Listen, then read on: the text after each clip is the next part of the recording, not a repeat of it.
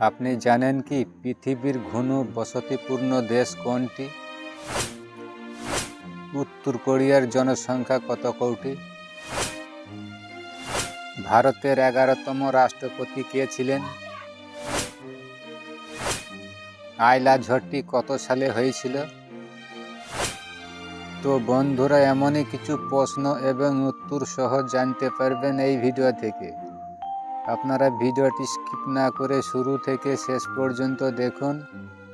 এবং মেন ভিডিওয় যাওয়ার পূর্বে আপনাদের কাছে আমার ছোট্ট একটি অনুরোধ, ভিডিওতে একটি লাইক দিয়ে চ্যানেলটা সাবস্ক্রাইব করে পাশের বেল আইকনটি অন করে রাখুন। তো চলো ভিডিওটি শুরু করা যাক। আজকের ভিডিওর প্রথম প্রশ্ন, বলুন তো আইলা ঝড়টি কত সালে হয়েছিল?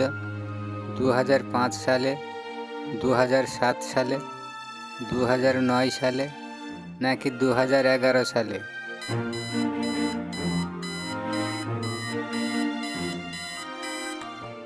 এই প্রশ্নের সঠিক উত্তর হলো আইলা ঝড়টি হয়েছিল 2009 সালে।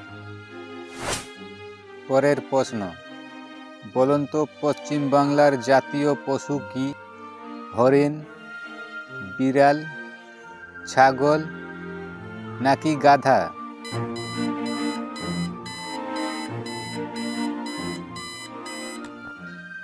এই প্রশ্নের সঠিক উত্তর হলো বিড়াল। পরের প্রশ্ন, বলুন তো ভারতের 11তম রাষ্ট্রপতির নাম কি? আমনাথ কোবিন্দ, প্রণব মুখোপাধ্যায়, আব্দুল কালাম আজাদ নাকি প্রতিমা পাটেল?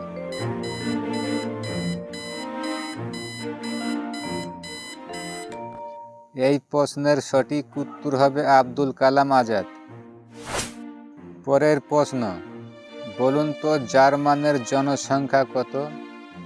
8 কোটি 40 লাখ, 8 কোটি 41 লাখ, 8 কোটি 42 লাখ নাকি 8 কোটি 44 লাখ?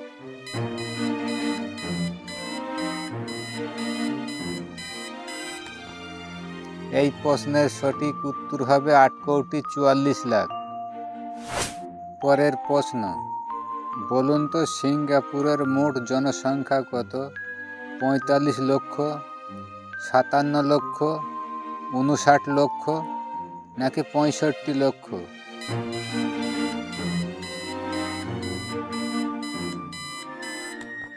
এই প্রশ্নের সঠিক উত্তর হবে সিঙ্গাপুরের মোট জনসংখ্যা 59 লক্ষ।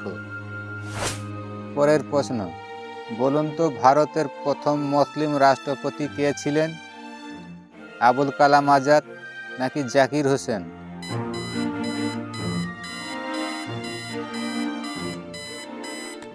এই প্রশ্নের সঠিক উত্তর হচ্ছে ভারতের প্রথম মুসলিম রাষ্ট্রপতি হয়েছিলেন জাকির হোসেন।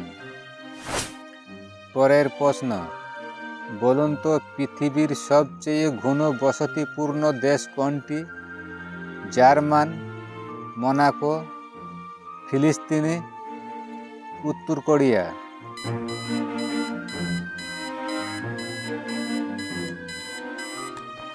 এই প্রশ্নের সঠিক উত্তর হচ্ছে মোনাকো। পরের প্রশ্ন, বলুন তো নাগাল্যান্ডের জাতীয় পশু কি?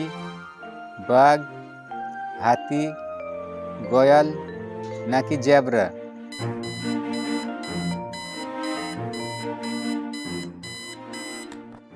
এই প্রশ্নের সঠিক উত্তর হচ্ছে গয়াল।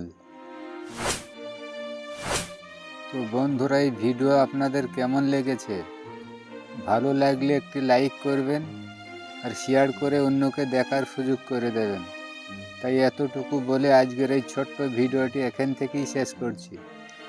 আপনারা ভালো থাকুন, ধন্যবাদ।